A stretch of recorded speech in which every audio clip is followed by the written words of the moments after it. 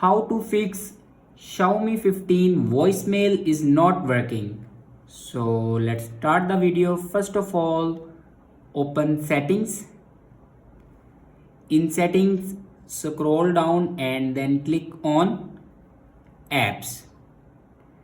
And then click on manage apps and search here phone.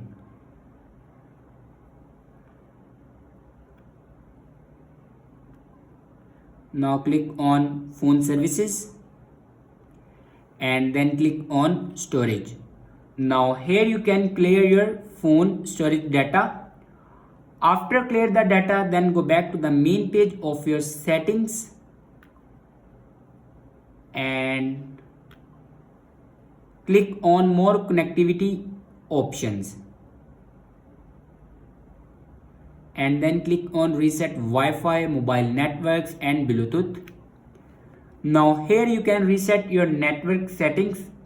After reset the network settings, then go back to the main page of your settings and click on about phone. And then click on Xiaomi Hyper OS. Now here you can check your updates. If it doesn't update the latest version, then update it to latest version. After that, your problem will be fixed. Thanks for watching this video.